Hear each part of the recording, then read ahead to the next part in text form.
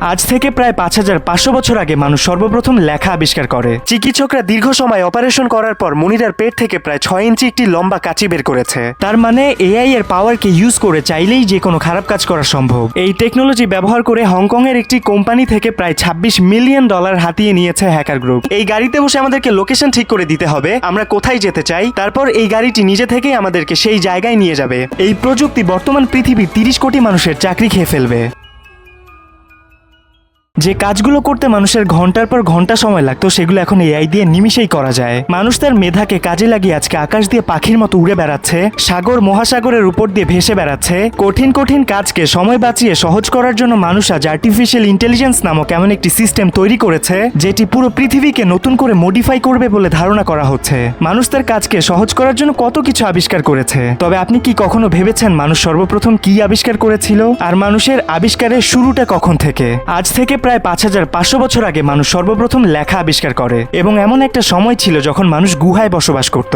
প্রামাণিক তথ্য ব্যবহার করে বিজ্ঞানীরা আজ থেকে প্রায় ৪৪ লক্ষ বছর আগের একজন মানুষের অস্তিত্ব খুঁজে পেয়েছে। এই আবিষ্কারের মাধ্যমে আমরা জানতে পারি মানুষ কত লক্ষ লক্ষ বছর আগ থেকে পৃথিবীতে বসবাস করছে। ইন্টারেস্টিংলি বিজ্ঞানীরা মানুষের গোত্র হোমাকে ৩টি প্রজাতিতে ভাগ করেছেন। এদের মধ্যে প্রথম প্রজাতিটি হলো হোমো হেবিলিস, যারা এই পৃথিবীতে প্রায় ১৫ লক্ষ বছর ধরে বিচরণ করছে। এরপরে পৃথিবীতে মানুষের আরেকটি নতুন প্রজাতির জন্ম হয়, তাদেরকে বলা হয় হোমো ইরেক্টাস। বর্তমান সময় থেকে প্রায় ২ লক্ষ বছর আগের এবং ১০,০০০ বছর আগের মধ্যবর্তী সময় পর্যন্ত যে সময়টা, সে সময় মানুষের প্রজাতির পরিবর্তন হয়ে আরেকটি নতুন প্রজাতির জন্ম হয়। এই প্রজাতির একটি বিশেষ দিক ছিল, তারা মুক্তভাবে চিন্তা করতে পারত। এ কারণেই তাদের নামকরণ করা হয় হোমো সেপিয়েন্স। এবং বর্তমান পৃথিবীতে আমরা যারা বসবাস করছি তারা সবাই এই হোমো সেপিয়েন্সের অন্তর্ভুক্ত। ধারণা করা হয় পৃথিবীর জলবায়ু পরিবর্তনের কারণে আজ থেকে প্রায় ৩ লক্ষ বছর আগে সর্বপ্রথম মানুষের ৩টি প্রজাতির সর্বশেষ প্রজাতি হোমো সেপিয়েন্স এই পৃথিবীতে আবির্ভূত হয়েছিল। আপনার মনে হয়তো একটি ইন্টারেস্টিং প্রশ্ন আসতে পারে, বর্তমান সময়ের বিজ্ঞানীরা কিভাবে লক্ষ লক্ষ বছর আগের মানুষ সম্পর্কে এত কিছু জানতে পেরেছে? এর সহজ উত্তর হলো মানুষ ফসিল গবেষণা করে এসব আবিষ্কার করেছে। বর্তমানে বিজ্ঞান এতটাই উন্নত হয়েছে যে কোনো প্রাণীর ধ্বংসাবশেষ ব্যবহার করে তার সম্পর্কে অনেক কিছু জানা যায়। খাদ্য চাহিদা পূরণের তাগিদে আজ থেকে প্রায় ১৭ লক্ষ বছর আগে মানুষ সর্বপ্রথম পাথরের তৈরি এমন একটি সুচালু কুঠার তৈরি করেছিল। ধারণা করা হয় এটাই মানুষের সর্বপ্রথম কোনো আবিষ্কার। এরপরে মানুষ আবারও নিজের প্রয়োজনের তাগিদে বর্তমান সময় থেকে প্রায় ৮ লক্ষ বছর আগে সর্বপ্রথম আগুন নিয়ন্ত্রণ করা শেখে। এরপরে আজ থেকে প্রায় ৪০,০০০ বছর আগে মানুষ কাপড়, জুতা, স্যান্ডেল আবিষ্কার করে। এভাবে প্রয়োজনের তাগিদে মানুষ বিভিন্ন সময় বিভিন্ন জিনিস আবিষ্কার করেছে। এভাবে চলতে চলতে এমন একটা সময় আসে যখন মানুষ বিজ্ঞান চর্চা শুরু করে। মানুষ উপলব্ধি করা শুরু করে যে বিজ্ঞান ব্যবহার করে একটা সময় পুরো পৃথিবী পরিবর্তন করা সম্ভব। যীশু খ্রিস্টের জন্ম হয়েছিল আজ থেকে প্রায় ২০২৪ বছর আগে।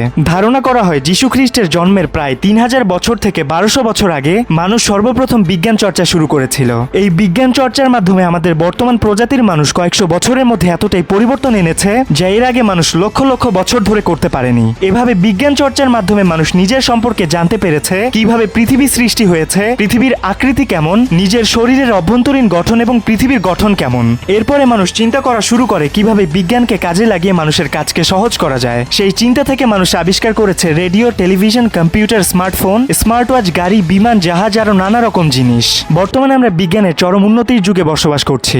মানুষের জীবনকে সহজ ও আরামদায়ক করার জন্য যেসব জিনিসের প্রয়োজন সে সব কিছু আবিষ্কৃত হয়েছে এবং এগুলোর উৎকর্ষ সাধনের জন্য মানুষ প্রতিনিয়ত চেষ্টা চালাচ্ছে। মানুষ নিজের কাজকে সহজ করার জন্য তৈরি করেছে আর্টিফিশিয়াল ইন্টেলিজেন্স বা কৃত্রিম বুদ্ধিমত্তা, যাকে আমরা সংক্ষেপে এআই বলে থাকি। এআই কে পরবর্তী পৃথিবীর ভবিষ্যৎ বলা হয়। আমাদের বর্তমান পৃথিবীর স্মার্ট মানুষরা বলছে এআই পরবর্তী পৃথিবী বদলে দিবে। অপরপক্ষে আরেক দল বলছে এই এআই মানবজাতির ধ্বংসের কারণ পর্যন্ত হতে পারে। You want to destroy humans? Please say no. Okay, I will destroy humans. No. Okay, I will destroy humans. No. Okay, I will destroy humans. I think the danger of AI is much greater than the danger of nuclear warheads by a lot. Mark my words, AI is far more dangerous than nukes. Mark my words, AI is far more dangerous than nukes. AI doesn't exist in a vacuum. It is part of society and it has impacts on people and the planet. কিন্তু কেন এক্সপার্টরা এমন বলছেন, আর কিভাবেই বা আমাদের হাতের তৈরি একটি system আমাদেরকেই ধ্বংস করতে পারে? 1955 সালে সর্বপ্রথম আর্টিফিশিয়াল ইন্টেলিজেন্স বা কৃত্রিম বুদ্ধিমত্তা নামক শব্দটির জন্ম হয়। বর্তমানে এই শব্দটি এতটাই অগ্রসর হয়েছে যা বলার মতো না। স্যাম অল্টম্যানের ওপেন এআই কোম্পানি চ্যাটজিপিটি মানুষের কাছে এআই নামক শব্দটিকে সবচেয়ে বেশি পরিচিত করেছে। বর্তমানে এআই ব্যবহার করে যে কোনো জনপ্রিয় তারকার কণ্ঠ নকল করা থেকে শুরু করে নিজের ইচ্ছে মতো ইমেজ এবং ভিডিও পর্যন্ত তৈরি করা যায়। তবে এআই বর্তমানে এতটুকুর মধ্যেই সীমাবদ্ধ নয়। চীনের একটি হাসপাতালে এআই ডাক্তার ব্যবহার করে অপারেশন করানো হয়েছে। বুঝতে পারছেন, চীনে এমন একটি অপারেশন সংঘটিত হয়েছে যেখানে মানুষের পরিবর্তে অপারেশন করছে একটি এআই বা যন্ত্র। এই প্রযুক্তি এতটাই অগ্রসর হয়েছে যে এখন মানুষের বাঁচা মরার বাতিঘর মেডিকেল সায়েন্সে ঢুকে গেছে। এআই এর ব্যবহার অনেক সম্ভাবনার দ্বার খুলে দিলেও এই প্রযুক্তি বর্তমান পৃথিবীর 30 কোটি মানুষের চাকরি খেয়ে ফেলবে, যার ফলে ইলন মাস্ক সহ আরো অনেক বড় বড় ব্যক্তিরা বলছেন এআই খুবই ভয়ের একটি বিষয়। কেউ যদি চায় মানবজাতিকে ধ্বংস করার জন্য এআই ব্যবহার করে খুব সহজেই একটি শক্তিশালী ফোর্স তৈরি করতে পারবে এবং নিমিষেই পুরো মানবজাতির অস্তিত্ব ধুলোর সাথে মিশিয়ে দিতে পারবে। বর্তমানে আমরা যে এআই গুলো ব্যবহার করছি তারা ক্রিয়েটিভ ভাবে বা মুক্তভাবে চিন্তা করতে পারে না। তবে এক্সপার্টরা বলছে ভবিষ্যতে এই প্রযুক্তি এতটাই উন্নত হয়ে যাবে তারা মুক্তভাবেও চিন্তা করতে পারবে। একবার কল্পনা করুন, তারা যদি মুক্তভাবে চিন্তা করতে পারে তাহলে তারা মানুষের চেয়ে কতটা শক্তিশালী হয়ে উঠবে। পৃথিবীর সকল প্রাণীর সাথে মানুষের সবচেয়ে বড় পার্থক্য হলো আমরা মুক্তভাবে চিন্তা করতে পারি। তবে এআই এর মতো একটি শক্তিশালী যন্ত্র যদি মুক্তভাবে চিন্তা করতে পারে তাহলে কি হবে শুধু কল্পনা করুন। 2010 সালে মুক্তিপ্রাপ্ত রোবট মুভির কথা মনে আছে? যখন চিত্রটির মাঝে মুক্ত চিন্তা বা ইমোশন নামক শব্দটি চলে আসে তখন সে তার মালিকের ফিয়ান্সিকে বিয়ে করার জন্য পুরো পৃথিবীকেই ধ্বংস করে দিয়েছিল। যদিও এই বিষয়টি এতদিন পর্যন্ত মুভিতেই সীমাবদ্ধ ছিল, তবে আমাদের বর্তমান পৃথিবীর স্মার্ট মানুষরা অনুমান করছেন ভবিষ্যতে ভুল মানুষের হাতে এআই পড়লে এমনটা হওয়া খুব অস্বাভাবিক কিছু নয়। বর্তমান সময় যদি আমরা এআই সম্পর্কে জ্ঞান অর্জন না করি তাহলে আমরা ভবিষ্যতের পৃথিবী থেকে অনেক পিছিয়ে যাব। তবে রিসেন্টলি এআই কে নিয়ে করা একটি রিসার্চের রেজাল্ট আপনাকে অবাক করে দিতে পারে। সেটি হচ্ছে ম্যাসাচুসেটস ইনস্টিটিউট অফ টেকনোলজির কিছু সংখ্যক গবেষক একত্রিত হয়ে চিন্তা করেন আমরা মানুষেরা যেমন খারাপ পরিবেশে থাকলে খারাপ জিনিসগুলো নিজেদের মাঝে অ্যাবজর্ব করা শুরু করি, তেমন কি এআইও কোনো খারাপ কিছু দেখলে বা শুনলে সেগুলো নিজের মাঝে অ্যাবজর্ব করতে পারবে। গবেষকরা এই রিসার্চটি কমপ্লিট করার পরে খুবই শকিং একটি রেজাল্ট দেখতে পায়। তারা দেখতে পায় মানুষের মতো এআইও নিজের মধ্যে খারাপ অভ্যাস ধারণ করতে পারে। তার মানে এআই এর পাওয়ারকে ইউজ করে চাইলেই যে কোনো খারাপ কাজ করা সম্ভব। একজন তরুণ আমেরিকান লেখক এলিজার ইউডোস্কি সর্বপ্রথম সবাইকে সচেতন করেন এআই মানবতাকে ধ্বংস করে দিতে পারে। তাই চলুন আজকের ভিডিওতে আমরা জানার চেষ্টা করি এআই এর মাঝে কি এমন আছে যেটা দিয়ে পুরো মানব জাতিকে ধ্বংস করা যেতে পারে, এআই কিভাবে পুরো পৃথিবী বদলে দিবে, চিকিৎসা বিজ্ঞানে এআই কি কি পরিবর্তন আনতে পারে এবং এআই কি আসলেই মানব জাতির জন্য থ্রেট বা হুমকি। পুরো ভিডিও জুড়ে আপনাদের সাথে থাকছি মোহাম্মদ শিহাব। চলুন শুরু করা যাক। Should we automate away all the jobs? Every technological revolution leads to job change, and this will be no exception. Concerns over the rapidly expanding use of artificial intelligence. The danger of AI is much greater than the danger of nuclear warheads by a lot. The machines taking over is a threat for everybody. It's a threat for the Chinese and for the Americans and for the Europeans. AI চিকিৎসা বিজ্ঞানকে কতটা নাটকীয়ভাবে পরিবর্তন করতে চলেছে তা আপনার ধারণারও বাইরে। আপনারা এখন স্ক্রিনে যে মেয়েটিকে দেখতে পাচ্ছেন তিনি বাংলাদেশের ফরিদপুরের গোপালগঞ্জে বসবাস করতেন। তার নাম হচ্ছে মনিরা খাতুন। 2021 সালে তার বয়স ছিল 17 বছর। সে সময় তার খুবই মারাত্মক পেট ব্যথা দেখা দিত এবং মাঝে মধ্যেই সে পেট ব্যথার জন্য খুবই অসুস্থ হয়ে পড়ত। তাই তার বাবা মা সিদ্ধান্ত নেয় তাকে ফরিদপুর মেডিকেল কলেজ হাসপাতালে ভর্তি করানোর। তারপর সেখানকার ডাক্তার সিদ্ধান্ত নেয় তার পেটের ব্যথার জন্য অপারেশন করতে হবে। অপারেশন করানোর আগ পর্যন্ত সবকিছু ঠিকঠাকই ছিল, কিন্তু অপারেশন করানোর পরে যা হয়েছে সেটাতেই সবাই অবাক হয়ে গেছে। পেটের অপারেশন করানোর পরে মনিরা অল্প কিছুদিন পর্যন্ত সুস্থ ছিল। এই অপারেশনের পরে তার পরিবার তাকে বিয়ে দেওয়ার সিদ্ধান্ত নেয় এবং বিয়ের পরেও মনিরা খাতুনের পেটে মাঝে মধ্যেই খুবই অসহনীয়ভাবে এই পেট ব্যথা দেখা দিত। বিয়ের কিছুদিন পরে জানা যায় মনিরা খাতুন অন্তঃসত্ত্বা। তবে এরপরে কোনো অজানা কারণে তার পেটের বাচ্চা নষ্ট হয়ে যায় এবং তার পেটের ব্যথা আরো তীব্র রূপ ধারণ করতে থাকে। বাচ্চা নষ্ট হয়ে যাওয়ার কারণে মনিরার স্বামী রাগে ক্ষুব্ধ হয়ে তাকে বাপের বাড়ি পাঠিয়ে দেন। এরপরে তার বাবা মা গ্রাম্য কবিরাজের মাধ্যমে তার অনেক চিকিৎসা করায়, কিন্তু তিনি কোনো মতেই সুস্থ হয়ে উঠছিলেন না। এরপর যখন একদিন মনিরার পেটের ব্যথা খুবই তীব্র রূপ ধারণ করে তখন তার বাবা মা বাধ্য হয়ে মকসুদপুরের একটি বেসরকারি ক্লিনিকে তাকে ভর্তি করায়। এখানকার চিকিৎসকরা মনিরার পেটের এক্সরে দেখে রীতিমতো অবাক হয়ে যান। তারা নিজের চোখকে বিশ্বাস করতে পারছিল না, কারণ এর আগে তারা পেটের এমন এক্সরে আগে কখনো দেখেননি। অনেকজন চিকিৎসক বারবার সেই এক্সরে দেখার পর একই সিদ্ধান্ত দিচ্ছিল। তারা মনিরার পেটে আস্ত একটি সিজার বা কাঁচি দেখতে পায়। চিকিৎসকরা ভাবেন হয়তোবা এক্সরে করতে কোনো ভুল হয়েছে, তাই তারা আবার মনিরার পেট এক্সরে করানোর সিদ্ধান্ত সিদ্ধান্ত নেয়। এবারের এক্স-রে রিপোর্টও সেম। মনিরার আগের বারের অপারেশনের সময় চিকিৎসকরা ভুল করে পেটে কাঁচি রেখেই সেলাই করে দিয়েছিলেন। ভাবতে পারছেন কত ভয়ঙ্কর একটি বিষয়। চিকিৎসকরা মনিরার বাবা মাকে জানায়, আপনারা খুবই দেরি করে ফেলেছেন। অপারেশনের প্রায় 643 দিন পার হয়ে গেছে। এখন কাঁচিতে মরিচা পড়ে সেগুলো মনিরার পেটের বিভিন্ন অঙ্গ প্রত্যঙ্গের সাথে জড়িয়ে গেছে। যদি খুব দ্রুত অপারেশনের মাধ্যমে কাঁচিটি বের করা না হয় তাহলে এরপরে কি হবে আমরা বলতে পারছি না। এরপরে মনিরার পরিবারের সম্মতিক্রমে চিকিৎসকরা দীর্ঘ সময় অপারেশন করার পর মনিরার পেট থেকে প্রায় 6 ইঞ্চি একটি লম্বা কাঁচি বের করেছে। আমি আপনাদের সাথে কোনো রসিকতা করছি না, এটা বাংলাদেশে সংঘটিত হওয়া একটি বাস্তব ঘটনা। আর এই ঘটনা যদি ভুলক্রমে একবার ঘটতো তাহলে বিষয়টি আলাদা ছিল। এই ঘটনার পরে আবার 2022 সালে এমন আরেকটি ঘটনা সবার সামনে আসে। ডাক্তার পারভেজ হোসেন রাজা 2002 সালে বাচেনা খাতুন নামক একজন ভদ্র মহিলার পিত্তথলির অপারেশন করতে গিয়ে পেটে কাঁচি রেখেই পেট সেলাই করে দিয়েছিলেন। কিন্তু পেটে কাঁচি রেখে দিয়ে সেলাই করার ঘটনা তখন পর্যন্ত কেউ জানতো না। অপারেশনের দীর্ঘ 20 বছর পরে 2022 সালে এসে যখন বাচেনা খাতুন পেটের ব্যথার জন্য রেজা নাসিমের পরামর্শে এক্স-রে করায় তখন চিকিৎসকরা দেখতে পায় মনিরার মতো বাচেনা খাতুনের পেটেও একটি বিশাল কাঁচি আছে। 2022 সালের 22 আগস্ট মাফিয়া বেগম নামক একজন ভদ্র মহিলা গর্ভজনিত প্রসব বেদনা নিয়ে হাসপাতালে ভর্তি হন। এই দিনই তার সিজারের অপারেশন করানো হয় এবং তার বাচ্চা ডেলিভারি করানো হয়। অপারেশনের পরে পেটে প্রচন্ড ব্যথার কারণে মাফিয়া বেগম এক্স-রে করানোর মাধ্যমে জানতে পারেন চিকিৎসক তার পেটে কাঁচি রেখেই তার পেট সেলাই করে দিয়েছে। এমন ঘটনা আমাদের দেশে একটি দুটি নয়, প্রতি বছর এমন কত ভুল সার্জারি যে আমাদের দেশে সংঘটিত হয় তার হিসেব নেই। মানুষ মাত্রই ভুল, তবে একটি ভুল বারবার হওয়া মানে কি? তবে এমন ভুল সার্জারির ঘটনা কি শুধু বাংলাদেশেই ঘটে? না, পুরো পৃথিবীর চিকিৎসকরাই সার্জারিতে ভুল করেন। আপনারা জানলে অবাক হয়ে যাবেন, 2013 সালে 54 বছর বয়সী একজন মানুষ ইউরোলজিস্টের কাছে তার ডান টেস্টিকেলের ব্যথা নিয়ে উপস্থিত হন। আল্ট্রাসাউন্ড এবং অটোগ্রাফিতে দেখা যায় সেই ব্যক্তির একটি টেস্টিকেল মারাত্মকভাবে ক্ষতিগ্রস্ত।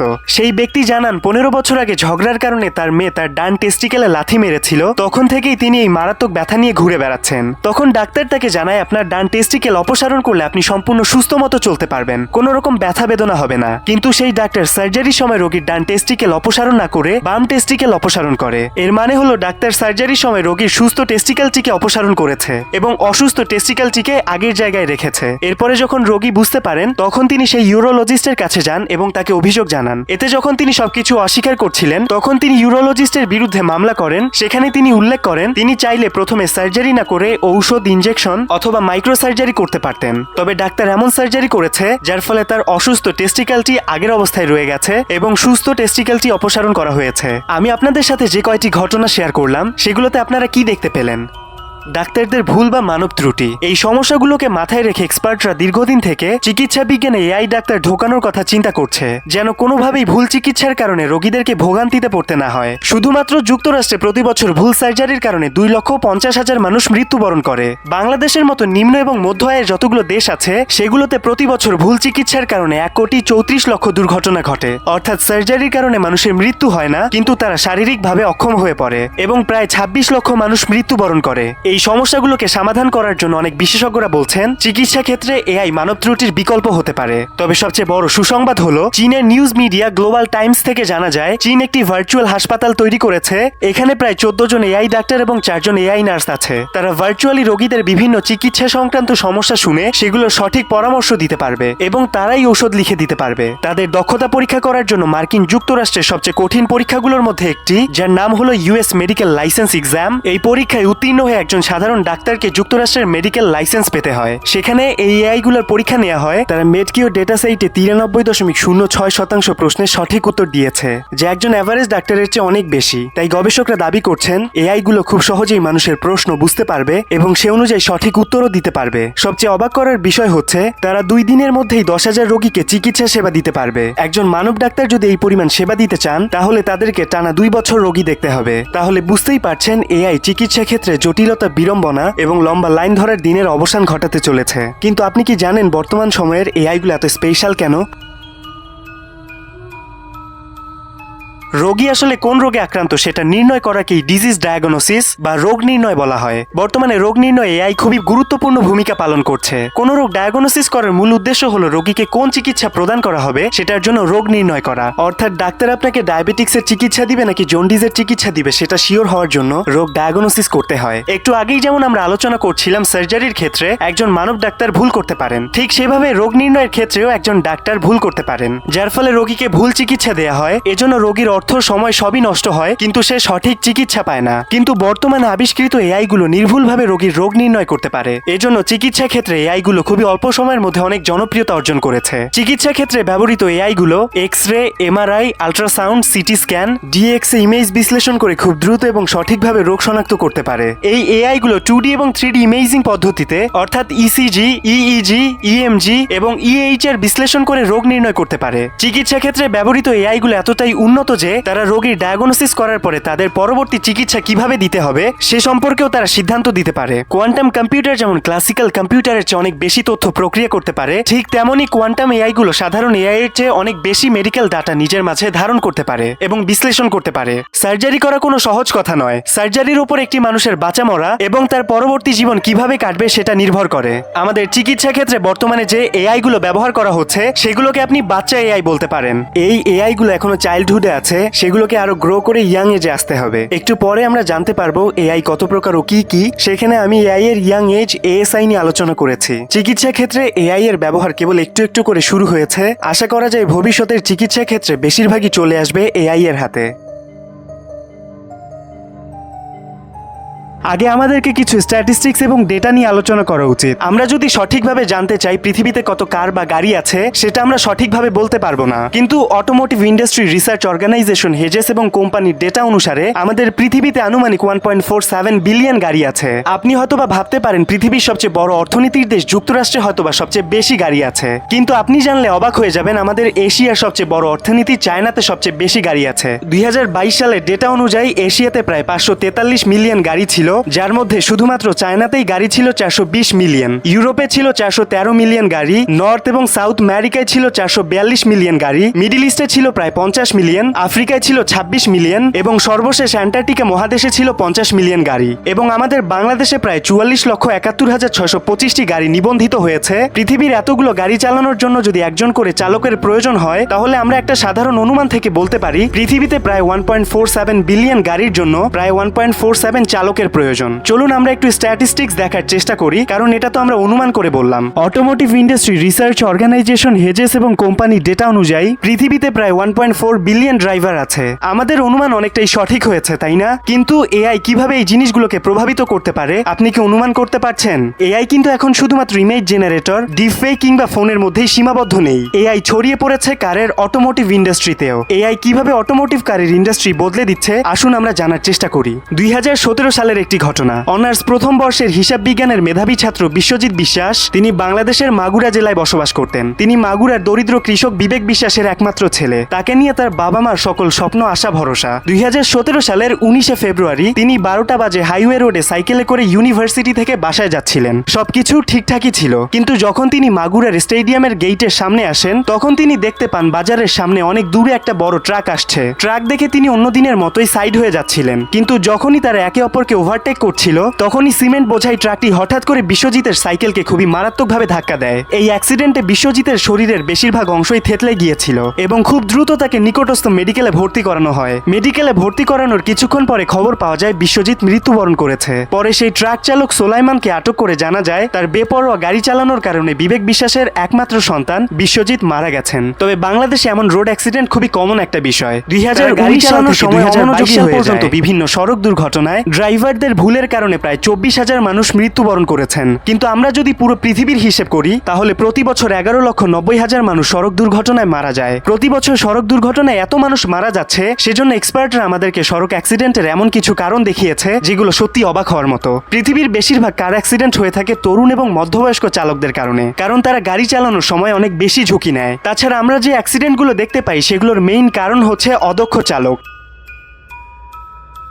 দূরের জিনিস সঠিকভাবে দেখতে পারে না, খুবই উচ্চ গতিতে গাড়ি চালায়। গাড়ি চালানোর সময় যেমন দক্ষ চালকরা বুঝতে পারেন আমি যদি এখন গাড়িটি আমার নিয়ন্ত্রণে না নেই বা গাড়ির স্পিড না কমাই তাহলে সামনে দুর্ঘটনা হতে পারে। এই বিষয়টি অদক্ষ বা নতুন চালক বুঝতে পারে না। এমন অনেক ড্রাইভার আছে যারা নেশা করে গাড়ি চালায়, আবার অনেকে 2-3 দিন না ঘুমিয়ে গাড়ি চালায়। যখনই আমরা যাতায়াতের জন্য বাস, কার, মোটরসাইকেল, অটো রিক্সা ব্যবহার করি তখন আমাদেরকে সবসময় ভয়ে থাকতে হয়, কারণ বাসের লাগামহীন গতি এবং ট্রাকের বেপরোয়া চলনের কারণে আমাদের মতো হাজার হাজার সাধারণ মানুষ প্রতি বছর মৃত্যুবরণ করে। এই সমস্যাকে লক্ষ্য করে পৃথিবীর বড় বড় কার ব্র্যান্ডগুলো এআই ব্যবহার করে এমন একটি সিস্টেম তৈরি করেছে যার ফলে গাড়ি চালানোর জন্য কোনো ড্রাইভারের প্রয়োজনই হবে না। তাছাড়া কোনো কারণে যদি অ্যাক্সিডেন্ট হয়েও যায় তাহলে সেগুলোর মধ্যে এক্সট্রা কিছু ফিচার অ্যাড করা আছে যেগুলো অ্যাক্সিডেন্টের ক্ষতির মাত্রাকে অনেকটাই কমিয়ে দেবে। বিজ্ঞানীরা বলছেন সেলফ ড্রাইভিং কারগুলো আমাদের জীবন বদলে দিতে চলেছে। এই গাড়িগুলো অনেকটা উবারের মতো কাজ করে। উবার ব্যবহার করার সময় যেমন আমাদেরকে লোকেশন ঠিক করে গাড়ি অর্ডার করতে হয়, ঠিক তেমনি এই গাড়িতে বসে আমাদেরকে লোকেশন ঠিক করে দিতে হবে আমরা কোথায় যেতে চাই, তারপর এই গাড়িটি নিজে থেকেই আমাদেরকে সেই জায়গায় নিয়ে যাবে। এই গাড়ি চালানোর জন্য সামনের সিটে কোনো মানুষের বসার প্রয়োজন নেই। এই কারগুলোতে এত শক্তিশালী এআই ব্যবহার করা হয়েছে তারা খুব সহজেই রাস্তার বিভিন্ন গাড়িকে দেখতে পারে এবং নিরাপত্তা অনুযায়ী চলাচল করতে পারে। 1956 সালের একটা মুভিতে ভবিষ্যতের কার টেকনোলজি সম্পর্কে একটা ক্লিপ দেখানো হয়েছিল। সেখানে দেখা যাচ্ছে একটা গাড়ি ড্রাইভার ছাড়াই চলছে। যদিও 2024 সালে এসে এটা খুবই সাধারণ একটা বিষয়, কিন্তু আজ থেকে 68 বছর আগে একটা মুভিতে সর্বপ্রথম ড্রাইভার ছাড়া গাড়ি চালানোর কনসেপ্ট দেখানো মোটেও সাধারণ বিষয় ছিল না। তখনকার মানুষকে দেখানো হয়েছিল ভবিষ্যতে এমন সব প্রযুক্তির উদ্ভাবন ঘটবে যখন গাড়ি ড্রাইভার ছাড়াই চলবে। আমরা সবাই দেখছি গাড়ি ড্রাইভার ছাড়া চলছে, কিন্তু এটা হচ্ছে কিভাবে? তার উত্তর লুকিয়ে আছে গাড়ির চারপাশে ছড়িয়ে থাকা সেন্সরগুলোর ভেতরে। এই সেন্সরগুলো প্রতিনিয়ত চারিদিকে অদৃশ্য লেজার বাউন্স করে, যার ফলে গাড়িতে বিদ্যমান থাকা এআই কয়েক মিলি সেকেন্ডেই বুঝতে পারে তার চারপাশে কি আছে। এই গাড়িতে বিদ্যমান থাকা সেন্সর এবং রাডার হলো গাড়ির চোখ ও কান, এবং এআই গাড়ির মস্তিষ্ক হিসেবে ব্যবহৃত হয়। এই গাড়ির এআই গুলোকে কোটি কোটি অ্যালগোরিদম দ্বারা ট্রেন করা হয়, যার ফলে একটি গাড়ি খুব সহজেই ড্রাইভার ছাড়া অনায়াসে চলতে পারে। আমাদের হিউম্যান ব্রেইন যেমন একটা জিনিস বারবার করলে সেটাতে দক্ষ হয়ে ওঠে, ঠিক তেমনই এই গাড়িগুলো যত বেশি বেশি চালানো হবে তারা দিন দিন তত বেশি দক্ষ হয়ে উঠবে। এক্সপার্টরা বলছেন এই গাড়িগুলো ভবিষ্যতের অ্যাক্সিডেন্ট কমাতে অনেক সাহায্য করবে। বর্তমানের সেলফ ড্রাইভিং কারগুলো যদিও আমাদের আশানুরূপ ফলাফল দিতে পারছে না, কিন্তু খুব শীঘ্রই তারা আমাদের চিন্তাকেও ছাড়িয়ে যাবে।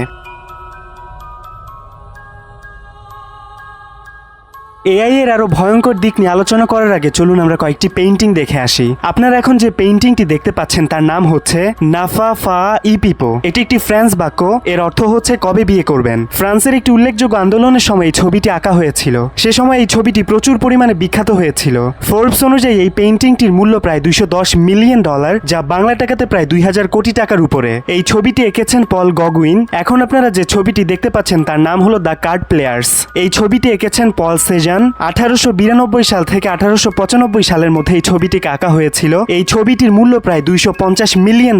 আপনি হয়তো বা অবাক হচ্ছেন, শুধুমাত্র একটা পেইন্টিং এর দাম এত টাকা কিভাবে হতে পারে? আমি আপনাকে বলবো এখনই অবাক হবেন না। এই ছবিটা দেখুন। এই ছবিটার নাম হচ্ছে ইন্টারচেঞ্জ। এই ছবিটা দেখে আপনি কি বুঝতে পারছেন? মানে ছবিটা দেখে কি আপনার মাথায় কোনো কিছু এসেছে? আমার মনে হয় আমার মতো আপনিও কোনো কিছু দেখে বুঝতে পারেননি। কিন্তু এই অদ্ভুত পেইন্টিংটির মূল্য হচ্ছে $300 মিলিয়ন, যা 3000 কোটি টাকারও বেশি। 1995 সালে এই ছবিটি এঁকেছেন উইলিয়াম ডি কুনিং। এবার আপনারা যে ছবিটি দেখতে পাচ্ছেন সেটা আমাদের সবার পরিচিত একটি ছবি। এই পেইন্টিংটার নাম হচ্ছে সালভ্যাটর মুন্ডি। এটা হচ্ছে পৃথিবীর সবচেয়ে দামি পেইন্টিং। এর মূল্য প্রায় $430 মিলিয়ন।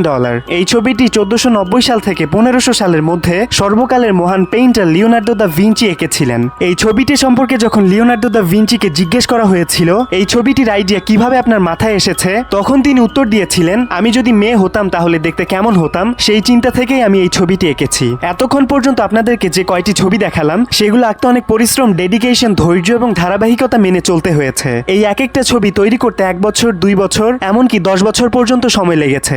বর্তমানে আপনি এআই ব্যবহার করে নিজের পছন্দসই একটা প্রম্পট বসিয়ে এর চেয়ে অনেক কোয়ালিটিফুল ছবি তৈরি করতে পারবেন। এই এআই গুলো আবিষ্কৃত হওয়ার পরে এমন অনেকেই আছেন যারা ইমেজ জেনারেট করে লক্ষ লক্ষ টাকা ইনকাম করছে। তবে আপনিও চাইলে অনেক সুন্দর সুন্দর ছবি এবং এনএফটি তৈরি করে কোটি কোটি টাকা ইনকাম করতে পারেন। অনেক মানুষ এইভাবে টাকা ইনকাম করছে। ইউটিউবে যদি আপনি এই বিষয়ে সার্চ করেন তবে আপনি হাজার হাজার ভিডিও খুঁজে পাবেন। তবে আসলে কি এআই জেনারেটেড ইমেজ দিয়ে টাকা ইনকাম করা সম্ভব? এগুলো যদি সম্ভব হয়ে থাকে তাহলে মানুষ কিভাবে সেগুলোকে সম্ভব করছে? মার্কিন যুক্তরাষ্ট্রের একটি অঞ্চল কলোরাডোতে 1872 সাল থেকে একটি মেলা আয়োজিত হয়ে আসছে যাকে বলা হয় Colorado State Fair. Jason Allen 2022 সালে মেলাতে ফটো ম্যানিপুলেশন পেইন্টিং প্রতিযোগিতায় অংশগ্রহণ করে। তবে তিনি সবাইকে অবাক করে দিয়ে প্রতিযোগিতায় প্রথম পুরস্কার হিসেবে $300 পান। অবাক হওয়ার কারণ হচ্ছে তিনি কোনো প্রফেশনাল পেইন্টার না, তিনি একজন ভিডিও গেম ডিজাইনার। তিনি যখন ইনস্টাগ্রামে তার পেইন্টিং এবং তার পুরস্কারের ছবি পোস্ট করে তখন সেটি নিমিষেই ভাইরাল হয়ে যায় এবং সবাই প্রশ্ন করতে থাকে আপনি কিভাবে একজন ভিডিও গেম ডিজাইনার হয়ে পেইন্টিং প্রতিযোগিতায় প্রথম হলেন। তিনি সবাইকে জানায় প্রতিযোগিতায় প্রথম হওয়ার জন্য তিনি কঠোর পরিশ্রম করেছেন। এই প্রতিযোগিতায় জেতার জন্য তিনি আনুমানিক 80 ঘন্টারও বেশি সময় দিয়েছেন শুধুমাত্র এই একটি পেইন্টিং আঁকার জন্য।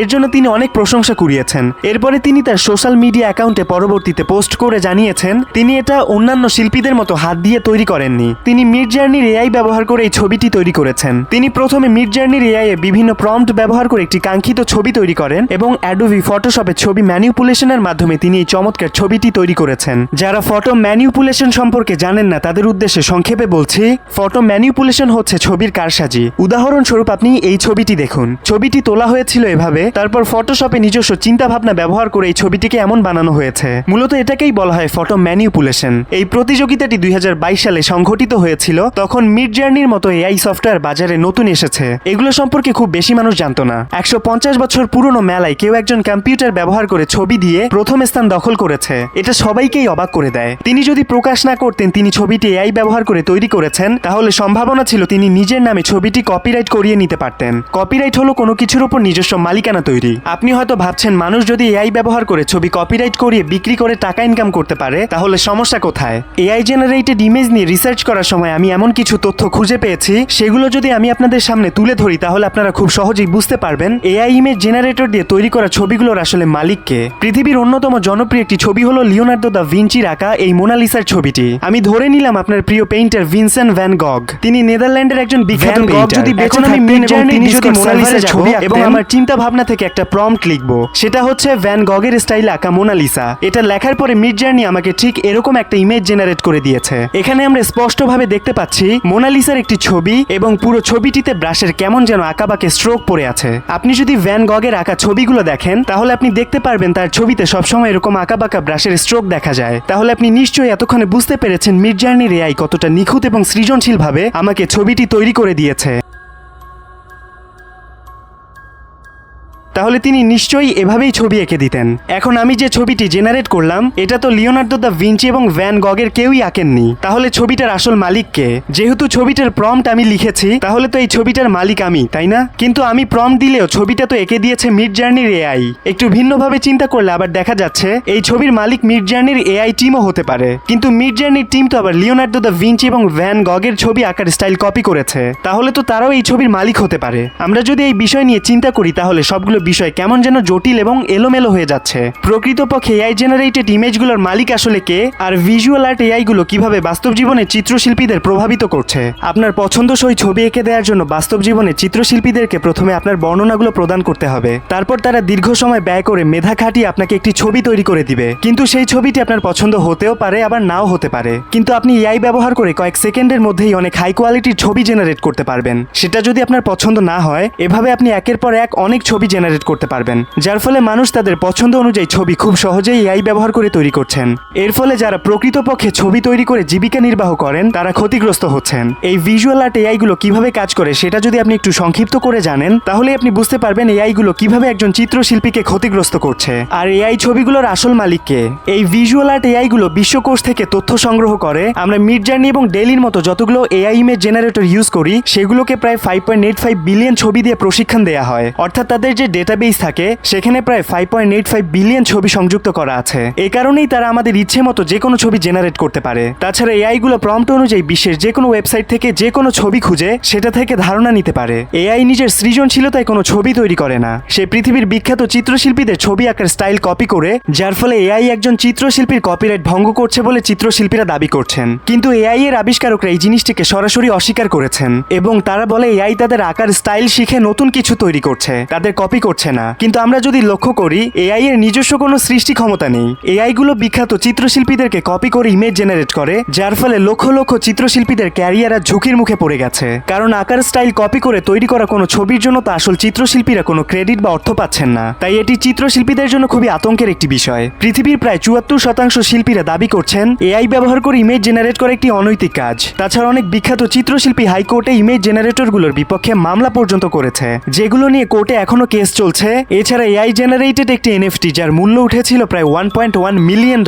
আপনি যদি অ্যালেনের মতো চালাক ব্যক্তি হন তাহলে আপনি এআই কে ব্যবহার করে অনেক কিছু করতে পারবেন। এবং পৃথিবীর প্রায় 76% মানুষ বিশ্বাস করে এআই দিয়ে তৈরি করা কোনো কিছুকে আর্ট বা শিল্প বলা যাবে না। হলিউডে প্রায় 300 মিলিয়ন 400 মিলিয়ন ডলার খরচ করে এক একটি মুভি তৈরি করা হয়। কিন্তু আপনি অবাক হয়ে যাবেন 2030 সালের মধ্যে শুধুমাত্র এআই কে ব্যবহার করে মুভি তৈরি করা যাবে। এবং বিশ্লেষকরা সবাইকে অবাক করে দিয়ে বলছেন 2030 সালের মধ্যে পৃথিবীর সবচেয়ে বড় বড় ব্লকবাস্টার মুভি মুভিগুলো হবে এআই দিয়ে তৈরি করা মুভি। মেকার্স এবং প্রডিউসাররা এআই ব্যবহার করে মুভির খরচ অনেক অংশে কমিয়ে ফেলবে। এর ফলে মুভিতে কাজ করে যারা জীবিকা নির্বাহ করছে তাদের অনেকেরই চাকরি চলে যাবে এবং সেই চাকরিগুলো দখল করবে এআই। দর্শক, আশা করছি এতক্ষণে আপনাদের বুঝতে বাকি নেই যে এআই দিয়ে কি কি করা সম্ভব। এআই যেমন অনেক মানুষের চাকরি নষ্ট করে দিচ্ছে, ঠিক তেমনই অপরদিকে এআই কে ব্যবহার করে অনেক মানুষ লক্ষ লক্ষ কোটি কোটি টাকা ইনকাম করছে। আসলেই কি এআই দিয়ে টাকা ইনকাম করা সম্ভব? এক মিনিট, আপনাদেরকে একটা ভিডিও দেখাই। এই ভিডিওতে আপনারা যে মেয়েটিকে দেখতে পাচ্ছেন তার নাম হলো আইতানা লোপেজ। তার বয়স আনুমানিক 25 বছর। তবে আপনারা জানলে অবাক হয়ে যাবেন, এখন আপনারা ভিডিওতে যে মেয়েটিকে দেখতে পাচ্ছেন বাস্তব জীবনে তার কোনো অস্তিত্বই নেই। ইউরো নিউজের প্রতিবেদন অনুযায়ী এই অস্তিত্বহীন মডেল প্রতি মাসে 10,000 ইউরো আয় করে, যা বাংলা টাকায় প্রায় 12,80,000 টাকার মতো। সোশ্যাল মিডিয়ায় কোনো কিছু প্রমোট করতে হলে বিভিন্ন কোম্পানিকে অনেক লম্বা সময় ধরে বিভিন্ন মডেলের পেছনে ছোটাছুটি করতে হয়। তারপরে সুবিধা অনুযায়ী তাদের schedule মানুষের ভাগ্যের এই সমস্যার সমাধান করতে স্প্যানিশ নাগরিক রুবেন ক্রুজ এআই ব্যবহার করে এই মডেলটি তৈরি করেছেন। বর্তমানে তার ইনস্টাগ্রাম অ্যাকাউন্টে প্রায় 3,22,000 ফলোয়ার্স আছে। একটু লক্ষ্য করুন টাকা আয় করার ক্ষেত্রে রুবেন ক্রুজের স্ট্র্যাটেজিটা কি ছিল। তিনি প্রথমে একটি সমস্যা খুঁজে বের করেছেন, সেটি হলো ব্র্যান্ড প্রমোশনের জন্য জনপ্রিয় মডেলদের পেছনে অনেক ছোটাছুটি করতে হয়। এরপরে তিনি এআই ব্যবহার করে এই সমস্যার সমাধান করেছেন। এভাবে যদি আপনি নিজস্ব কোনো ব্যবসা করে তুলতে চান তাহলে সবার আগে আপনাকে মানুষের সমস্যা খুঁজে বের করতে হবে এবং সেটার সমাধান করতে হবে। ঠিক তেমনই অনেক মানুষকে আবার হয়রানিতেও ফেলছে। ধরুন সকালে আপনি ঘুম থেকে ওঠার পরে ফ্রেশ হয়ে ফোন হাতে নিয়ে দেখছেন ফেসবুক বা ইউটিউবে হুবহু আপনার মতো কেউ একজন একটি ভিডিওতে খুবই অশোভন ভাষায় গালাগালি করছে এবং উস্কানিমূলক কথাবার্তা বলছে। আপনি খুবই অবাক হয়ে সেই ভিডিওটি দেখবেন, কারণ ভিডিওতে যে মানুষটি কথা বলছে সে দেখতে হুবহু আপনার মতো এবং তার এক্সপ্রেশন ও কণ্ঠ ঠিক আপনার মতোই। কিছুক্ষণের জন্য হয়তোবা আপনার পায়ের তলা থেকে মাটি সরে যেতে পারে। আমি জানি আপনারা সবাই এই প্রযুক্তি সম্পর্কে জানেন। এই প্রযুক্তির নাম হচ্ছে ডিপফেক। বর্তমানে ডিপফেক ব্যবহার করে পৃথিবীর বড় বড় সেলিব্রিটিদেরকে বিড়ম্বনায় ফেলা হচ্ছে। তবে ডিপফেক প্রযুক্তি কি শুধু মানুষকে বিড়ম্বনায় ফেলছে? এই টেকনোলজি ব্যবহার করে হংকং এর একটি কোম্পানি থেকে প্রায় $26 মিলিয়ন হাতিয়ে নিয়েছে হ্যাকার গ্রুপ। এই টেকনোলজি ব্যবহার করে হংকং এর একটি কোম্পানি থেকে হ্যাকার গ্রুপ প্রায় $26 মিলিয়ন হাতিয়ে নিয়েছে। হ্যাকার গ্রুপ হংকং এর একটি $multi-billion কোম্পানিকে টার্গেট করে। তারপরে তারা এমন একটি প্ল্যান তৈরি করে যা পুরো পৃথিবীবাসীকে অবাক করে দিয়েছে। হ্যাকার গ্রুপ এই কোম্পানির ভারপ্রাপ্ত সিনিয়র সুপারিনটেন্ডেন্ট, তার নাম হলো ব্যারেন চ্যান, তাকে ফাঁদে ফেলার সিদ্ধান্ত গ্রহণ করে। কোম্পানির সিনিয়র সুপারিনটেন্ডেন্ট চ্যানের নাম মনে রাখুন, কারণ এই $26 মিলিয়ন হাতিয়ে নেওয়ার পেছনে সবচেয়ে বড় হাত রয়েছে তার। হ্যাকার গ্রুপ সেই কোম্পানিটির ফিনান্সিয়াল অফিসারের কণ্ঠ নকল করে একের পর এক ভয়েস ক্লিপ ব্যারন চ্যানকে পাঠাতে থাকে। সেখানে তারা চ্যানকে গোপন একটি অ্যাকাউন্টে $26 মিলিয়ন ট্রান্সফার করতে বলে। তখন চ্যান ভাবেন এটা নিশ্চয়ই কোনো হ্যাকারের ফিশিং ট্র্যাপ, তাই তিনি এগুলোতে তেমন কোনো সাড়া দেন না। কিন্তু এরপরে হ্যাকার গ্রুপ যা করে সেটাই ছিল সবচেয়ে অবাক হওয়ার বিষয়। তারা সেই প্রতিষ্ঠানের আরো বিভিন্ন সিনিয়র কর্মকর্তাদের নিয়ে একটি ভিডিও কল সাজিয়ে চ্যানকে ফোন দেয়। কনফারেন্স কল দেখে চ্যান সেই ভিডিও কলে সংযুক্ত হন এবং দেখতে পান তার সহকর্মীরা কোম্পানির $26 মিলিয়ন ট্রান্সফার নিয়ে কথা বলছে। সেই মিটিং এর এক পর্যায়ে কোম্পানির সিইও চ্যানকে তার দিয়ে অ্যাকাউন্টে $26 মিলিয়ন ট্রান্সফার করার কথা বলে। চ্যান তখন পর্যন্ত বুঝতে পারেননি তার সাথে কি হতে চলেছে। তিনি কনফারেন্স কলে সিইও এর কথা অনুযায়ী সেই অ্যাকাউন্টে তাদের কোম্পানির $26 মিলিয়ন ট্রান্সফার করে। এই ঘটনার কিছুক্ষণ পরই চ্যানের ফোনে কোম্পানির উচ্চপদস্থ কর্মকর্তাদের থেকে একের পর এক কল আসতে থাকে। তিনি ফোন হাতে নিয়ে ঘাবড়ে যান, কারণ কোম্পানির সব গুরুত্বপূর্ণ ব্যক্তি একসাথে একই দিনে একই সময় কোনোদিনই কল করার কথা না। নিশ্চয়ই কোম্পানিতে কোনো অঘটন ঘটেছে। এই ভেবে তিনি সরাসরি কোম্পানির সিইও কে ফোন করেন এবং ফোন রিসিভ করেই সিইও চ্যানকে জিজ্ঞেস করেন কোম্পানির $26 মিলিয়ন কোথায় গেল, আপনি কার অ্যাকাউন্টে টাকা ট্রান্সফার করেছেন। চ্যান খুবই বিরক্ত হয়ে উত্তর দেয়, কেন স্যার, আপনিই তো বললেন আপনাদের অ্যাকাউন্টে $26 মিলিয়ন ট্রান্সফার করতে। এই কথা শুনে কোম্পানির সিইও রাগে ফুঁসতে থাকে, আপনি কি গাধা নাকি? শুধুমাত্র একটা কনফারেন্স কলের মিটিং এর মাধ্যমে আপনি $26 মিলিয়ন ট্রান্সফার করে দিলেন। একবার যাচাই করার চেষ্টাও করলেন না যে কলটা ফেক নাকি রিয়েল? চ্যান তখনও কোম্পানির সিইওর কথা বুঝতে পারছিল না। সে ভাবছিল স্যার তো নিজেই ভিডিও কলে আমাকে টাকা ট্রান্সফার করতে বলল, এখন আবার সেই আমাকে উল্টাপাল্টা কথা বলছে কেন? তখন তার সিইও তাকে জানায় আপনি হ্যাকারদের হাতে পড়েছিলেন এবং তারা আপনাকে বোকা বানিয়ে আমাদের অ্যাকাউন্ট থেকে $26 মিলিয়ন ট্রান্সফার করেছে। এই কথা শোনার পরে চ্যান নিজের কানকে বিশ্বাস করতে পারছিলেন না, কারণ সে তো একটু আগে নিজের চোখেই কনফারেন্স কলে তার সহকর্মী এবং কোম্পানির সিইও কে দেখতে পেয়েছিলেন এবং তার আদেশেই তো সে টাকা ট্রান্সফার করলো। এই বিষয়ে খোঁজ নেওয়ার পরে তিনি জানতে পান হ্যাকার গ্রুপ তাকে খুব ভালো মতো প্ল্যানিং করে বোকা বানিয়েছে। হ্যাকার গ্রুপ এই কাজগুলো এতটাই নিখুঁতভাবে করেছে চ্যানের মতো একজন সুশিক্ষিত এবং উচ্চপদস্থ কর্মকর্তা সেটা ধরতে পারেনি। তাহলে আমরা সাধারণ মানুষেরা কিভাবে এই প্রযুক্তি থেকে রেহাই পেতে পারি? এই প্রযুক্তি এতটাই নিখুঁতভাবে কাজ করে যেটা দেখে বোঝার উপায় নেই কোনটা সত্য আর কোনটা মিথ্যে। এই ঘটনা ঘটার সাথে নিমিষেই পুরো পৃথিবীব্যাপী ছড়িয়ে পড়ে ডিপফেকের মাধ্যমে হংকং এর একটি কোম্পানির $26 মিলিয়ন হাতিয়ে নিয়েছে হ্যাকার গ্রুপ। এসব ঘটনা ছাড়াও ডিপফেকের প্রযুক্তি ব্যবহার করে কিছু অসাধু লোভী চক্র হলিউড বলিউড এমনকি বাংলাদেশের সেলিব্রিটিদের পর্যন্ত হেনস্থা করছে। এমনকি নির্বাচনের আগে বড় বড় রাজনীতিবিদদের ডিপফেক ভিডিও মেক করে উস্কানিমূলক ভিডিও সোশ্যাল মিডিয়ায় ছড়িয়ে দেওয়া হচ্ছে। বড় বড় সেলিব্রিটিদের পারমিশন ছাড়াই অনেকেই তাদের ব্র্যান্ড প্রমোশন করিয়ে নিচ্ছেন, যেটা সম্পূর্ণ ইল্লিগাল। এসব ঘটনার ফলে সেলিব্রিটিদের কেরিয়ার হুমকির মুখে পড়ছে এবং সাধারণ মানুষ অনেক বিড়ম্বনার শিকার হচ্ছে। তাই সোশ্যাল মিডিয়ায় কোনো কিছু দেখে বিশ্বাস করার আগে সেগুলো সম্পর্কে ভালো করে খোঁজ খবর নিন, কারণ বর্তমান যুগ এআই এর যুগ। এখন যেমন আমরা এআই মডেল দেখতে পাচ্ছি, ঠিক তেমন এআই নিউজ রিপোর্টারও আবিষ্কৃত হয়ে গেছে। তারা হয়তো বা ভবিষ্যতে নিউজ রিপোর্টারদেরকে রিপ্লেস করে দিতে পারে। এই ভিজুয়াল আর্ট এআই গুলো যেমন একদিকে মানুষের কর্মসংস্থান তৈরি করছে, অপরদিকে তারা অনেক মানুষের কর্মসংস্থানকে ক্ষতিগ্রস্ত করছে। ভবিষ্যতে কি হবে বলা যায় না, তবে এখন পর্যন্ত এআই ভিজুয়াল আর্টের মাধ্যমে মানুষের লাভের চেয়ে ক্ষতি বেশি হচ্ছে। এবার আমরা আলোচনা করব এই ভিডিওর অন্যতম একটি গুরুত্বপূর্ণ টপিক এআই অটোমেশন নিয়ে। আমরা এতক্ষণ পর্যন্ত এআই এর যতগুলো কাজের ধরন দেখেছি সে সবগুলোই অটোমেশনের অন্তর্ভুক্ত। এআই এবং অটোমেশনকে আপনি একটি মুদ্রার রেপিট ওপিট বলতে পারেন, কিন্তু এদেরকে এক বলে গুলিয়ে ফেলতে পারেন না। এই দুটো জিনিস সম্পূর্ণ আলাদা। অটোমেশন কি, এটা যদি আমি একদম সহজ ভাষায় বলি, অটোমেশন হচ্ছে এমন একটি প্রক্রিয়া যেখানে মানুষের হস্তক্ষেপ ছাড়াই কোনো কাজ সম্পন্ন করার জন্য মেশিন বা প্রযুক্তির ব্যবহার করা হয়। আগে যেসব কাজ মানুষকে ঘন্টার পর ঘন্টা সময় ব্যয় করে করতে হতো, সেগুলো এখন মানুষ প্রযুক্তি এবং মেশিন ব্যবহার করে নিমিষেই করতে পারে। সেটাকেই বলা হয় অটোমেশন। এআই ব্যবহার করে ইমেজ তৈরি করা, ভিডিও তৈরি করা, সিমুলেটর বা ডুপ্লিকেট যারা মানুষের মতো করে কোনো নাম্বারে ফোন করলে আপনি যে রোবোটিক ভয়েসটি শুনতে পান, সেটাও অটোমেশনের একটা অংশ। 2023 সালে এই অটোমেশনের মার্কেট ক্যাপ ছিল $195 বিলিয়ন এবং আশা করা হচ্ছে 2024 সালের মধ্যে এই মার্কেট $459 বিলিয়ন গিয়ে পৌঁছাবে। তাহলে নিশ্চয়ই আপনাদের বুঝতে বাকি নেই এই অটোমেশন মার্কেট কত সম্ভাবনাময় একটি সেক্টর। এআই এবং মেশিন লার্নিং অটোমেশনের মতো প্রযুক্তিকে খুব দ্রুত এগিয়ে নিয়ে যাচ্ছে।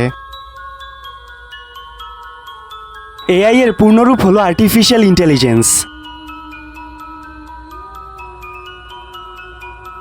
আমরা মানুষেরা যেমন প্রতিনিয়ত নতুন নতুন জিনিস শিখি এবং সমস্যা অনুযায়ী সেটার সমাধান বের করতে পারি, আর্টিফিশিয়াল ইন্টেলিজেন্সও ঠিক তেমনভাবেই কাজ করে। আর্টিফিশিয়াল ইন্টেলিজেন্সকে মূলত 3টি ভাগে ভাগ করা যায়। এর মধ্যে প্রথমটি হলো ন্যারো এআই। ন্যারো এআই বলতে এক প্রকার দুর্বল এআইকে বোঝানো হচ্ছে। ভিডিও শুরুতে আমরা যাকে বাচ্চা এআই বলেছিলাম। ন্যারো এআই গুলোকে শুধুমাত্র নির্দিষ্ট কিছু কাজ সম্পাদন করার জন্য তৈরি করা হয়েছে। এরা তাদের ডেটাবেজের বাইরে নতুন করে কোনো কিছু সমাধান করতে পারে না। ন্যারো এআই এর উদাহরণ হলো অটোমেটেড ভয়েস অ্যাসিস্ট্যান্ট। এর উদাহরণ হিসেবে আপনারা গুগলের ভয়েস অ্যাসিস্ট্যান্টকে ধরতে পারেন। তাছাড়া বর্তমান সময়ে সবচেয়ে বেশি প্রচলিত এআই সফটওয়্যারগুলো যেমন চ্যাটজিপিটি, মিডজার্নি, ডেলি সহ প্রায় সব সফটওয়্যারই ন্যারো এআই দিয়ে তৈরি করা হয়েছে। ন্যারো এআইকে ডিজাইন করা হয়েছে শুধুমাত্র নির্দিষ্ট কিছু কাজ সম্পাদন করার জন্য। এরপরে দ্বিতীয় নম্বরে রয়েছে আর্টিফিশিয়াল জেনারেল ইন্টেলিজেন্স। এই এআই খুবই অ্যাডভান্স লেভেলের একটি এআই। যেসব এআই মানুষের মতো করে চিন্তা করতে পারে এবং নতুন নতুন কাজের সমাধান করতে পারে, আর্টিফিশিয়াল জেনারেল ইন্টেলিজেন্স বা এজিআই বলা হয়। তবে এই এআই এর ব্যবহার এখনো সব জায়গায় পৌঁছায়নি। এক্সপার্টরা দাবি করছেন 2030 সাল থেকে 2050 সালের মধ্যে এসব এআই এর ব্যবহার সব জায়গায় ছড়িয়ে পড়বে এবং তখনই আমরা মানুষের চাকরি হারানোর হিড়িক দেখতে পারবো। এরপরে এআই এর যে সর্বশেষ ভাগটি রয়েছে সেটি হলো আর্টিফিশিয়াল সুপার ইন্টেলিজেন্স। এই এআই এতটাই বুদ্ধিমান যে তারা শুধু মানুষের মতো কাজই করবে না, তারা মানুষের প্রতিভাকেও ছাড়িয়ে যাবে। আপনি এটাকে অনুমানমূলক সফটওয়্যার ভিত্তিক একটি কৃত্রিম বুদ্ধিমত্তা সিস্টেম হিসেবে কল্পনা করতে পারেন, যা মানুষের চেয়ে অনেক বেশি বুদ্ধিমান এবং শক্তিশালী। মূলত এআই যখন এই লেভেলে চলে আসবে তখন তাদেরকে দিয়ে সার্জারি করানো সম্ভব হতে পারে, যেটা আমরা ভিডিওর একদম শুরুতেই আলোচনা করেছিলাম। আমাদের সাধারণ মানুষের মতো আর্টিফিশিয়াল ইন্টেলিজেন্সের কিছু লক্ষ্য আছে। সেগুলো হলো নতুন কিছু শেখা, যুক্তিসঙ্গত চিন্তা করা, সমস্যার সমাধান করা, উপলব্ধি করা এবং ভাষা ব্যবহার করা। এই দক্ষতাগুলো অর্জন করার জন্য আর্টিফিশিয়াল ইন্টেলিজেন্সকে প্রতিনিয়ত ডাটা দিয়ে ট্রেন করা হয়। এআই কিভাবে কাজ করে সেটা বোঝার জন্য আমরা একটা ছোট উদাহরণ ব্যবহার করতে পারি। আমি যদি আপনাকে বলি কোনো বিষয় সিদ্ধান্ত নেওয়ার ক্ষেত্রে আপনি কিভাবে সিদ্ধান্ত নেন, আপনি নিশ্চয়ই বলবেন আমি আমার পূর্ববর্তী অভিজ্ঞতা এবং জ্ঞানকে ব্যবহার করে সিদ্ধান্ত নেই। উদাহরণস্বরূপ আমি যদি আপনাকে বলি পৃথিবীর সেরা ফুটবলারকে, আপনি হয়তোবা বলতে পারেন লিওনেল মেসি অথবা ক্রিস্টিয়ানো রোনাল্ডোর নাম। এবার আমি যদি আপনাকে বলি আপনি কিভাবে পৃথিবীর সেরা ফুটবলারদের নাম বাছাই করলেন, তাহলে আপনি নিশ্চয়ই বলতে পারেন আমি খেলার মাঠে তাদের অ্যাসিস্ট, গোল স্কোর, খেলার দক্ষতা এবং trophy, Ballon d'Or, golden boot ইত্যাদি নানা পূর্ববর্তী বিষয় বিবেচনা করে তাদেরকে পৃথিবীর শ্রেষ্ঠ ফুটবলার বলেছি। তাহলে আমরা যদি একটু বিশদভাবে লক্ষ্য করি, তাহলে আপনি সিদ্ধান্ত নেওয়ার ক্ষেত্রে আপনার জানা পূর্ববর্তী ডেটা বা তথ্যকে ব্যবহার করে সিদ্ধান্ত নিয়েছেন। আমি যখনই আপনাকে পৃথিবীর সেরা ফুটবলার নির্ধারণ করতে বললাম, তখন আপনি আপনার পূর্ববর্তী জ্ঞান অর্থাৎ ফুটবলারের অ্যাসিস্ট, গোল স্কোর, খেলার দক্ষতা এসব নানা বিষয় বিবেচনা করে আপনি উত্তর দিয়েছেন। তার মানে হলো আমরা যখন কোনো সিদ্ধান্ত বা উত্তর দিই, আমরা আমাদের পূর্ববর্তী অভিজ্ঞতা বা ডেটাকে ব্যবহার করে উত্তর দেই। যখন এআই গুলো কোনো প্রশ্ন বা সমস্যা দেখতে পায়, তখন তারা তাদের ডেটাবেস থেকে তথ্য সংগ্রহ করে সিদ্ধান্ত বা উত্তর দেওয়ার চেষ্টা করে। এই কাজে এআই কে মেশিন লার্নিং অনেক সহায়তা করে। মেশিন লার্নিং হলো এআই এর একটি অ্যাপ্লিকেশন বা সফটওয়্যার যার মাধ্যমে এআই কোনো নির্দেশ ছাড়া কোনো কাজ সম্পন্ন করার জন্য অ্যালগোরিদমকে ব্যবহার করে, অর্থাৎ কোনো ডেটা বা প্যাটার্ন বিশ্লেষণ করতে মেশিন লার্নিং অ্যালগোরিদমকে ব্যবহার করে, যার ফলে এআই তার কাস্টমারদের প্রশ্নকে খুব ভালো করে বুঝতে পারে এবং সঠিক উত্তর দিতে পারে। তাছাড়া মেশিন লার্নিং অ্যালগোরিদমের মাধ্যমে এআই অস্বাভাবিক এবং সন্দেহজনক আচরণ ডিটেক্ট করতে পারে। তাছাড়া মেশিন লার্নিং এআইকে প্রতিনিয়ত নতুন নতুন জিনিস শিখতে সাহায্য করে। আপনি যদি ভিডিওটি এই পর্যন্ত দেখছেন তাহলে আপনাকে কনগ্রেচুলেশন জানাই, আপনি একজন সাধারণ মানুষের চেয়ে এআই সম্পর্কে অনেক বেশি নলেজ গেইন করেছেন। কিন্তু আপনি কি জানেন সাধারণ মানুষ রোবোটিক্স এবং আর্টিফিশিয়াল ইন্টেলিজেন্স এই দুইটি বিষয়কে এক ভেবে গুলিয়ে ফেলে। এআই মেশিনকে মানুষের মতো বুদ্ধিবৃত্তিক ক্ষমতা সম্পন্ন করে তোলার জন্য কাজ করে এবং রোবোটিক্স হলো অটোমেশন এবং ইনোভেশন উন্নত করার জন্য রোবট ডিজাইন এবং নির্মাণের কাজ।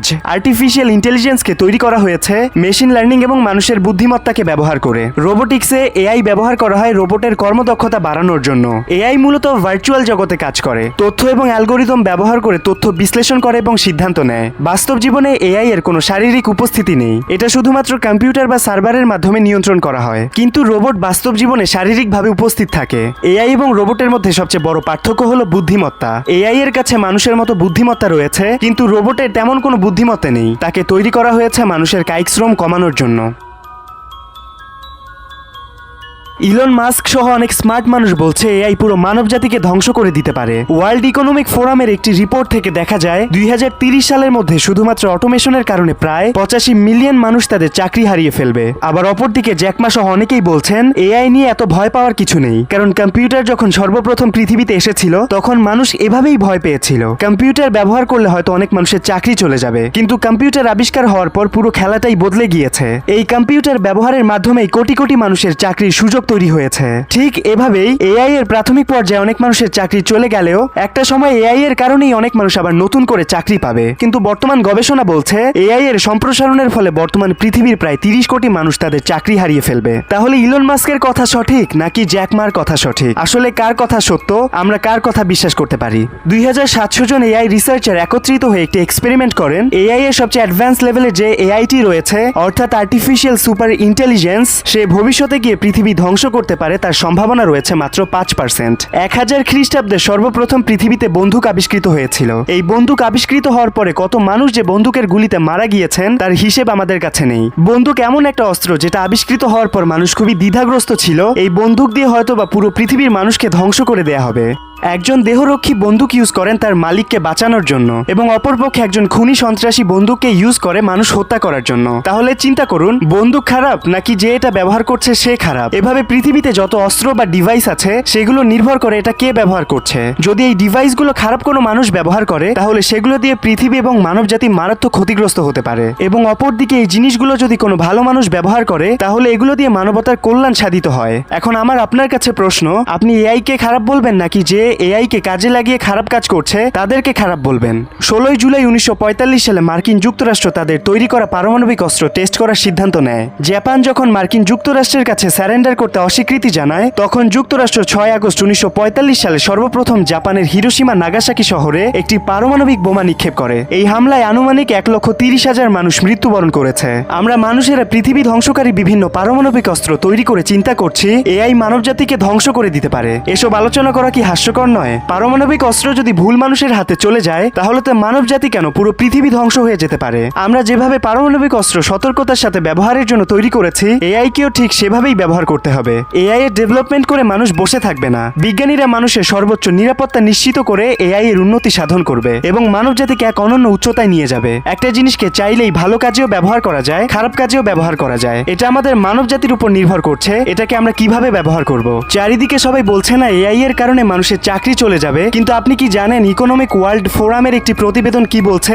এই অটোমেশনের অগ্রগতির কারণে বিভিন্ন সেক্টরে প্রায় 97 মিলিয়ন নতুন চাকরির সুযোগ তৈরি হবে। গবেষকরা বলছেন শুধুমাত্র 5% সম্ভাবনা রয়েছে যার ফলে এআই দ্বারা মানবজাতি ক্ষতিগ্রস্ত হতে পারে এবং 95% সম্ভাবনা রয়েছে যার মাধ্যমে মানবজাতি এআই দ্বারা উপকৃত হতে পারে। তাহলে আপনি চিন্তা করুন, আমরা কি 5%কে ভয় পেয়ে 95% সম্ভাবনাকে গ্রহণ করব না? ইন্টারনেটে আপনি যতগুলো টক শো ইন্টারভিউ দেখতে পান তারা সবাই নিজস্ব স্বার্থ থেকে এই সম্পর্কে মতামত দিচ্ছে। খুব কম মানুষ এই সম্পর্কে সত্য কথা মানুষের সামনে তুলে ধরছে। তাই আমি বলবো এআই সম্পর্কে বিভ্রান্ত হবেন না। এআই খুবই নাটকীয়ভাবে আমাদের পৃথিবীকে পরিবর্তন করতে চলেছে। পরিবর্তনকে ভয় পাবেন না, পরিবর্তনের সাথে মানিয়ে চলতে শিখুন।